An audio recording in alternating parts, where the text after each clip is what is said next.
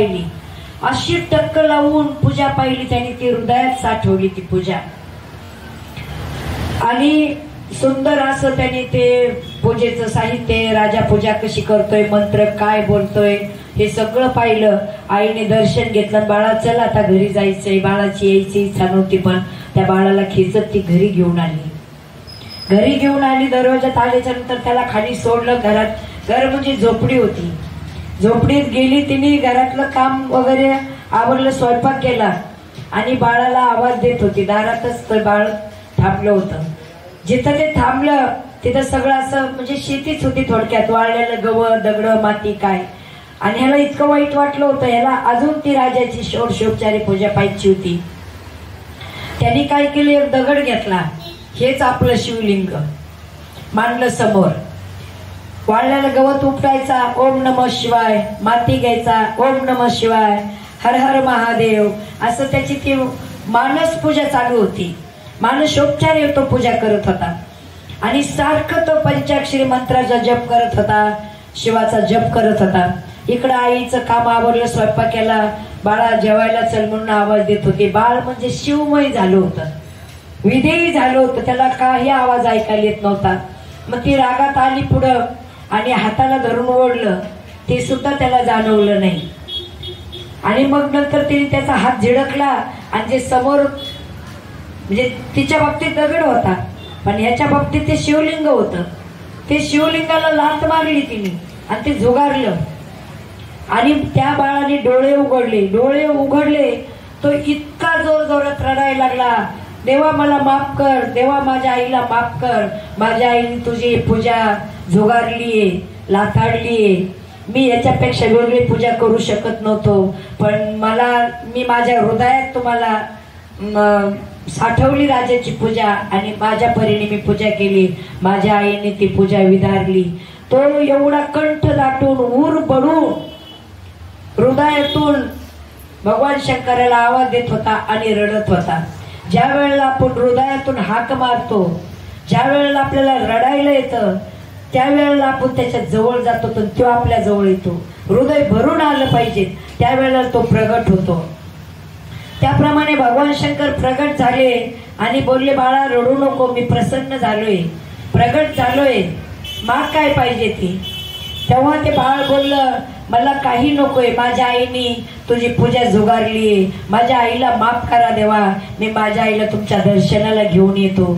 जा म्हणे, घेऊन ये. पळतच गेला. तो गेला. ती झोपडी काय झाली, ती झोपडी होती तिथं सुंदर असा महल झाला. ज्याप्रमाणे सुदामदेवाला भगवान श्रीकृष्णाने सोन्याची नगरी दिली, तसं हिचा महल सोन्याचा झाला.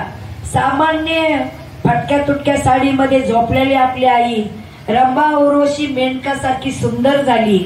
सुंदर अलंकार, सुंदर साडी आणि पलंगावर झोपलेली, सुंदर मंचकावर झोपलेली आई.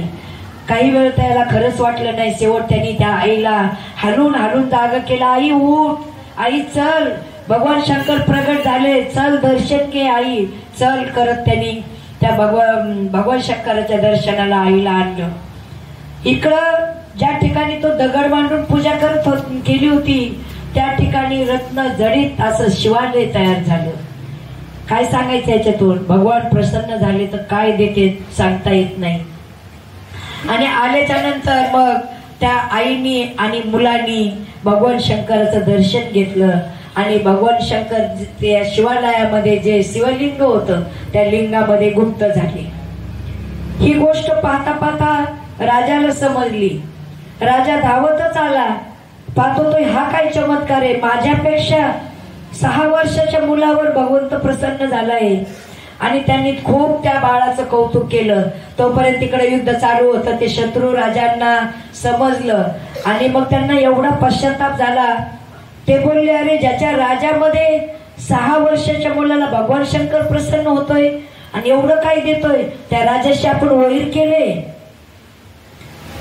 आपण वैर केले त्या राजाशी. आणि ते राजे शरण आले आणि राजाला बोलले, राजे आम्ही चुकलो, तुम्ही खरंच धन्य धन्य शिवभक्ती आहे म्हणे तुमची. तुमच्या राज्यामध्ये 6 वर्षाच्या बाळाला भगवान शंकर प्रसन्न झाले. ही गोष्ट आहे उज्जैन मधली. महाकालेश्वरच्या तिथं घडलेली. याच उज्जैनमध्ये सांदीपनी ऋषीचं गुरुकुल होतं. त्याच गुरुकुलामध्ये भगवान श्रीकृष्ण, बलराम दादा आणि सुदामदेव यांनी तिथं 14 विद्या 64 कला अवगत केल्या होत्या. आणि मग तेवढ्यात हनुमंतराय प्रगट झाले आणि त्या मुलाच्या डोक्यावर हात ठेवला आणि म्हणे, मी तुझा आज नाव काय ठेवतो? श्रीकर. मी तुझ्या मस्तकावर हात ठेवला. श्रीकर हे नाव त्या बाळाचं ठेवलं आणि त्याला सांगितलं की तुला 14 विद्या 64 कला तुला अर्पण केलेला आहे आणि तुझ्या 8व्या अवतारामध्ये भगवान श्रीकृष्णाचा पिता नंद बाबा म्हणून तो अवताराला येशील म्हणे. आणि मग त्या उज्जैन नगरीमध्ये सांदीपनी ऋषीच्या गुरुकुलामध्ये भगवान श्रीकृष्ण, सुदामदेव आणि बलराम दादा विद्यार्जन झाली करून आणि आता त्यांना घरी जायचे. त्यावेळेला भगवान श्रीकृष्ण गुरुमातेला, सांदीपनी ऋषीच्या पत्नीला विचारतात, आई मी तुम्हाला काय देऊ गुरुदक्षिणेमध्ये? तेव्हा आई बोलते, अरे तू तर काही पण देऊ शकतोस म्हणे. अशक्याशी शक्य करता तुझं काही ना अवघड नाही पांडुरंगा, तुला काहीच अवघड नाही म्हणे द्यायला आणि तुला मला द्यावाच लागेल म्हणे. काय द्यायचंय तुला सांगितलं नाही म्हणे मी. तुम्ही एवढे दिवस होतात मला काही आठवलं नाही, पण आता तुम्ही गेल्याच्या नंतर मी कोणाकडे पाहू आणि कशी जगू? माझा एकुलता एक मुलगा समुद्रात बुडून मेलेला आहे. तुला तो मुलगा मला आणून द्यायचा आहे. तुम्ही गेल्याच्या नंतर मला जगायला कुठलाच सहारा शिल्लक नाही. आणि मग बलराम दादा आणि भगवान श्रीकृष्ण यमाकडे गेले. आता विस्तृत सांगताच येत नाही, लय पळू राहिले गड्या. मग ते यमाकडे गेले आणि यमाला सांगितलं का माझ्या गुरुपुत्र तो दिला पाहिजे. आणि मग तो गुरुपुत्र भगवान श्रीकृष्णाने आणला. मृत गुरुपुत्र आणला तो पवाडा दाविला, मी तो उगवला कर्मीवरती. भगवान श्रीकृष्णाने गुरुचा पुत्र समुद्रात बुडून मेलेला तो आणून दिला. अशी ही प्रसन्न देव झाला तर काहीच कमी नाही. आणि देव जर आपल्यावर रुष्ट झाला तर आपण कशातच नाही. अशी कथा आहे. सांगायचं झालं, आपण भक्ती कशा करता करायची? आपण हे नेहमी म्हणतो संसार दुःख मूळ, दुःख बांधवडी आहे हा संसार, त्यालाच मिठ्या मारतो, त्याच्यातच आपण म्हणजे गुंगलेला असतो. त्याच्यामुळं ते दुःख कमी करायचं असेल आपल्याला तर आपल्याला साधनेची खूप गरज आहे, आपल्याला भक्तीची खूप गरज आहे. त्याचं थोडक्यात म्हणजे आपल्याला समजणं असं आपण एक दृष्टांत पाहूया. ज्या वेळेला आपण पेशंट म्हणून हॉस्पिटलला जातो, आपलं ऑपरेशन करायचं असतं, डॉक्टर डायरेक्ट आपली फाडाफाडी करील का? डायरेक्ट ऑपरेशन करेल का? नाही करू शकत. त्याला आधी भूल द्यावा लागते पेशंटला. मग तो पेशंटला भूल चढली का मग तो किती कापितो, किती फाडीतो, किती जोडितो, समजतं का आपल्याला? वेदना नसतात का? वेदना असतात.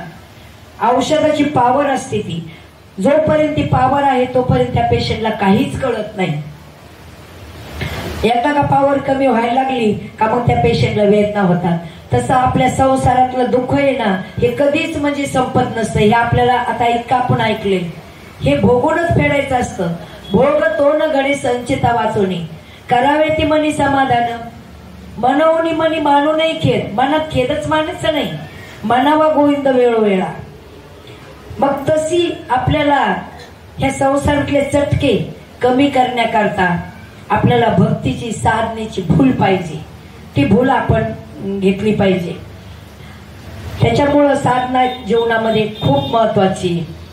आता एक शिवलीला, शिव महापुराणातला एक दृष्टांत देते मी, खूप सुंदर येतो. त्या शिव महापुराणामध्ये अशी कथा आलेली आहे. यज्ञदत्त नावाचा एक ब्राह्मण असतो. एवढा अभ्यासू असतो तो, सगळ्या वेदाचा, शास्त्रांचा सगळा अभ्यास त्याने केलेला असतो. आणि तो एवढा अग्निहोत्री असतो. त्या राजाला तो म्हणजे इतका प्राणप्रिय असतो राजाचा.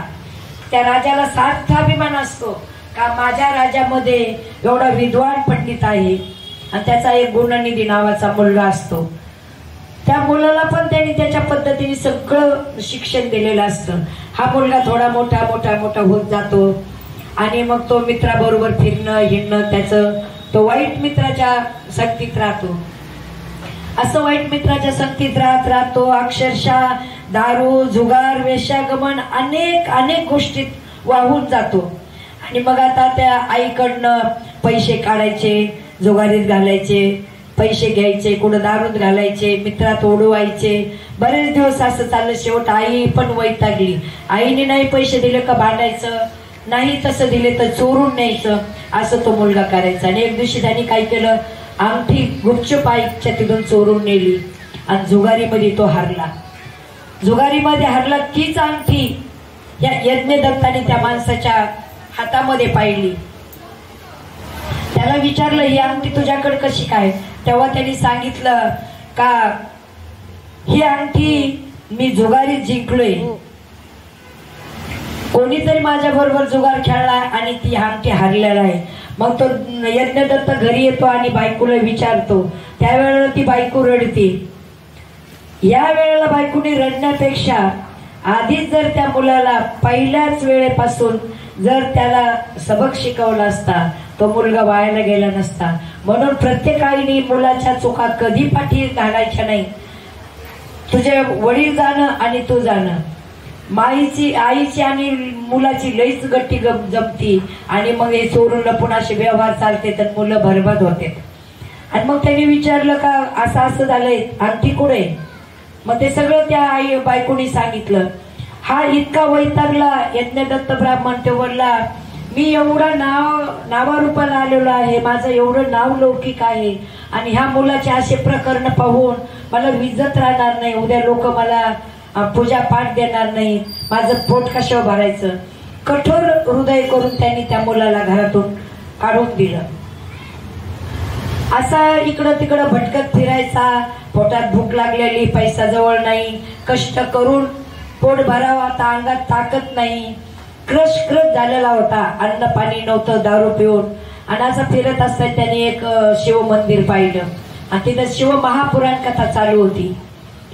आणि याचं लक्ष फक्त आपल्याला काही खायला भेटेल का म्हणून तो तर शिवालयामध्ये गेला तर शिवपिंडीवर बरंच काही प्रसाद आहे आणि आपण आता असं तर नाही खाऊ शकत, आपण आता इथंच थांबलं पाहिजे. शिवकथा संपली आणि सगळे लोक निघून गेले. एक दोन लोक रात्रीच्या वेळेला तिथं झोपले आणि याचं सगळं लक्ष कथा ऐकणं हा त्याचा हेतूच नव्हता. हे लोक कधी जाते ना मी कधी खाईन. बाकीचे लोक गेले निघून आणि मग त्यांनी काय केलं, हे 4 होते ते झोपले. यांनी तो दिवा विजत चालला होता. आता इथं आपल्याला दिव्याचं महत्व ऐकायचंय. दिवा विजत चालला होता आणि आता दिवा विजल्याच्या नंतर मला ह्या आजूबाजूचा प्रसाद दिसायचा नाही म्हणून त्यांनी त्या दिव्यामध्ये तेल टाकलं. दिवा प्रकाशित झाला. आजूबाजूचे काय फळं असते ते फळं खाल्ले, नैवेद्याचं ताट झाकलेलं होतं आणि हळूच ते ताट सरकवलं. 2 घास खाल्ले. भीती वाटते, कोणी उठल काय की, मला मारेल काय की, मला पाहिल काय की. मग आता आपण काय करू, हे ताट घेऊन बाहेर जाऊ आणि निवांत खाऊ. या हिशोबाने त्यांनी ते वरचं ताट झाकण ठेवलेलं ताट एका हातात धरलं आणि दुसरं प्रसादाचं ताट एका हातात धरलं. आता उठणार तेवढं ते एका हातातलं ताट खाली पडलं. आवाज झाला. ते 4 लोक झोपलेले उठले आणि चोर चोर म्हणून त्याच्या मागे पळायला लागले. एवढं मारलं त्याला, एवढं मारलं, आधीच क्रश झालेला. आणि मारणारा बी ओम नमः शिवाय म्हणत होता ना, हा बी ओम नमः शिवाय म्हणत होता. कर्म धर्म संयोगाने त्याचा प्राण तिथंच गेला, तिथंच मेला तो. आणि मग यमदूत आले त्याला घेऊन ते चित्रगुप्ताकडे गेले. चित्रगुप्ताने सांगितलं, हे गिऱ्हाईक तुमचं नाही म्हणे, हे शिवभक्त आहे, हा शिव लोकाला जाणार, यम लोकाला जाणार नाही. ते यमदूत बोलले, याने आयुष्यात काहीच चांगलं केलं नाही, आयुष्यभर चोऱ्या चपाट्या, दारू जुगार वेश्यागमन. चित्रगुप्त बोलला, त्याने आयुष्यभर काय केलं याच्याशी काही घेणं देणं नाही. अंत कालेच्या मामेव स्मरण मुक्त कलेवर. ज्या वेळेला त्याचा जीव गेला त्यावेळेला काय केलं त्यांनी, इच्छा असो नाही तर नसो, त्यांनी शिवपुराण महाकथा ऐकली, देवाचा प्रसाद चोरून का होईना खाल्ला आणि मरतानी शिव शिव म्हणून मेला, याच्यावर तुझा हक्क नाही म्हणे. आणि मग तो पुढच्या जन्मात कलिंग देशामध्ये एका राजाच्या पोटी गेला, फक्त दिवा लावलाय, प्रसाद खाल्लाय, ओम नमः शिवाय बोललाय. कलिंग देशाच्या एका राजाच्या पोटी राजपुत्र म्हणून जन्माला आला. त्याला सगळं पहिल्या जन्मातलं आठवायला लागलं का बाबा आपण दिवा लावला, आपण प्रसाद खाल्ला, शिवाचा जप केला, तर आपल्याला हा जन्म राजाच्या पोटी भेटलाय. मग त्यांनी सगळ्या नगरीमध्ये मोठा झाला, राजा झाला.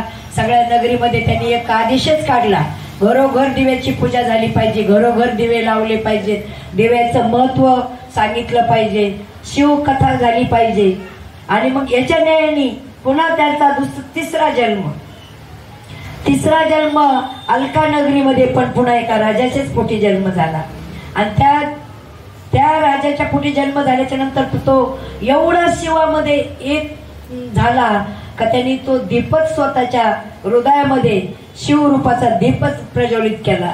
जिकडं तिकडं कथा, जिकडं तिकडं दीपपूजन, दीपमहत्व, एवढी भक्ती त्याची पराकोटीला गेली. तर प्रत्यक्ष भगवान शंकर पार्वती सह प्रगट झाले तिथं आणि सांगितलं का म्हणे मी तुझा आज कुबेर नाव ठेवतो, लक्ष्मी तुझी दासी बनन आणि सर्व ऐश्वर तुझ्या पायाशी लोळण.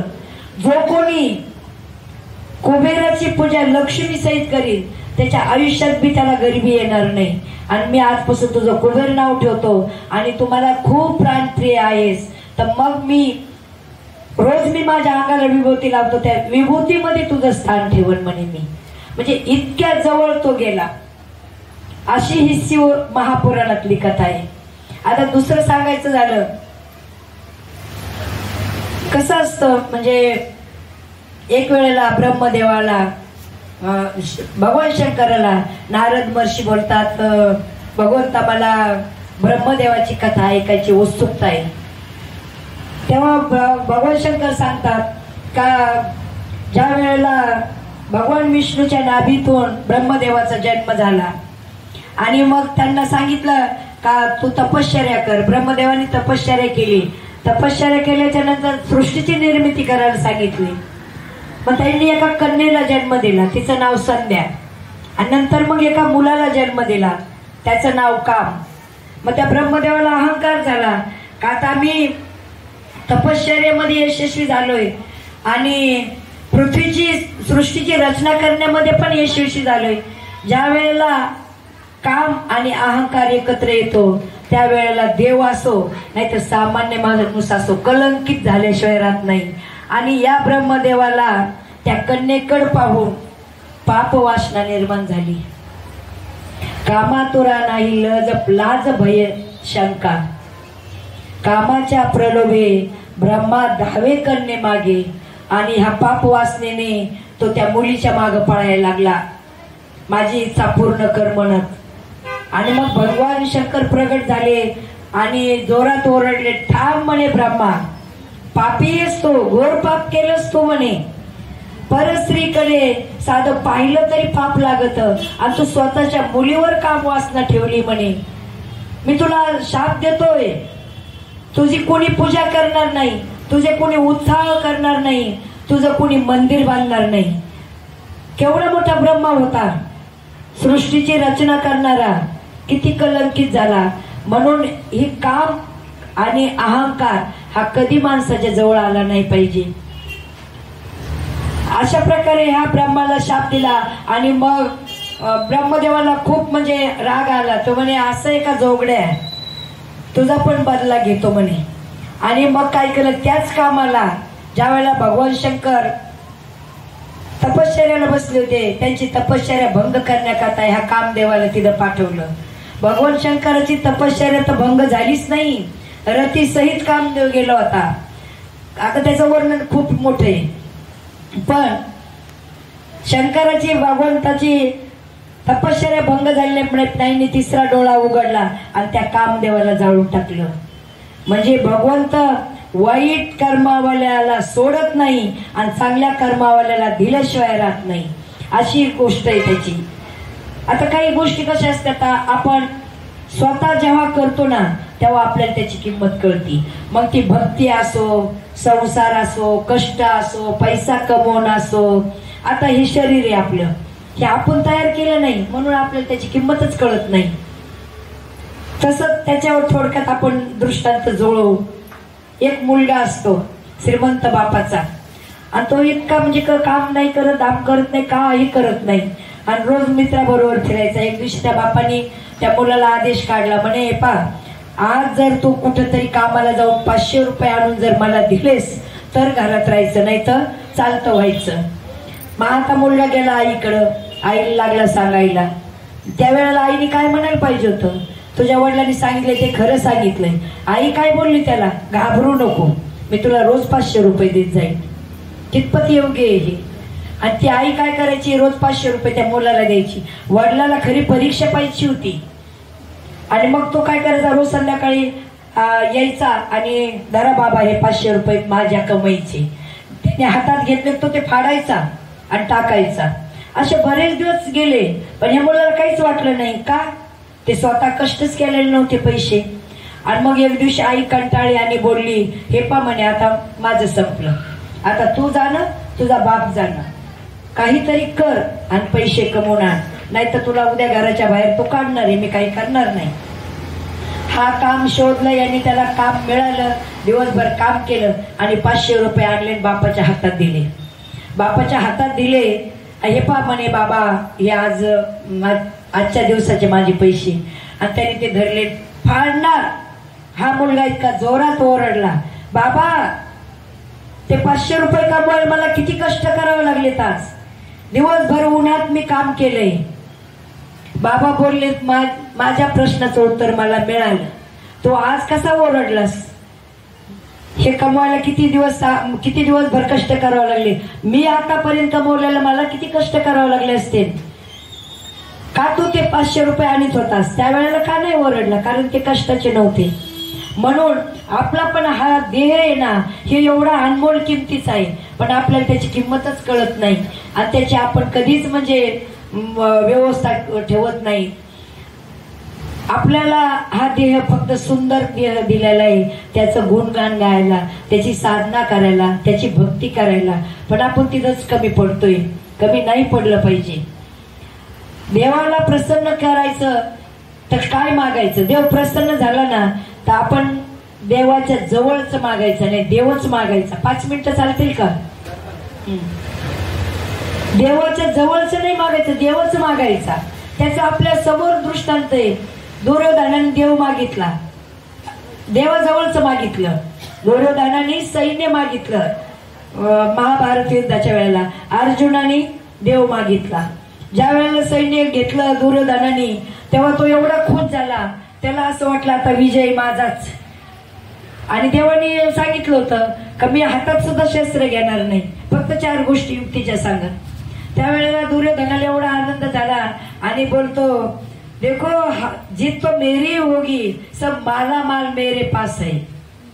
त्यावेळेला अर्जुन बोलतो, भगवान का दास कभी नहीं होता उदास, माखन का क्या करे, माखन चोर है मेरे पास. मला त्या लोण्याचं काय करायचं, देवच माझ्या जवळ आहे. त्याच्यामुळं देव आपला करा, देवाच्या जवळचं कधीच मागू नका.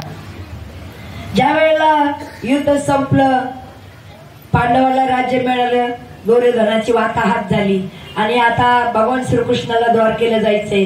त्यावेळेला भगवान श्रीकृष्ण कुंती मातेकडे येतात आणि बोलतात, बुवा आता मी चाललोय, माग काय मागायचंय ती. तेव्हा कुंती माता रडायला लागतात, कृष्णा तुला देता आलं तर मला दुःख दे. भगवान श्रीकृष्ण बोलले, बुवा तू वेडीस का, आयुष्यभर तू दुःखच भोगले आणि अजून दुःख मागती म्हणे. आता एवढं राज वैभव आलंय, ऐश्वर्य आलंय. ती म्हणली तेच तर मेन मुद्दा आहे. जोपर्यंत दुःख होतं तोपर्यंत तू आमच्या फॅमिली बरोबर होतास, आमच्या सर्वांच्या बरोबर होतास. आम्ही तुझं चिंतन करत होतो, स्मरण करत होतो. तू आता राज्यावर आम्हाला बसून तू चाललास, आम्ही ह्याच्यातच गुंगून जाऊ. आम्ही तुझं चिंतन करणार नाही, तू आमच्या जवळ राहणार नाही. कारण देवाची आठवण दुःखातच येते. कबीर महाराजांचा एक दोहा आहे, दुख में स्मरण सब करे, सुख में करे ना कोई.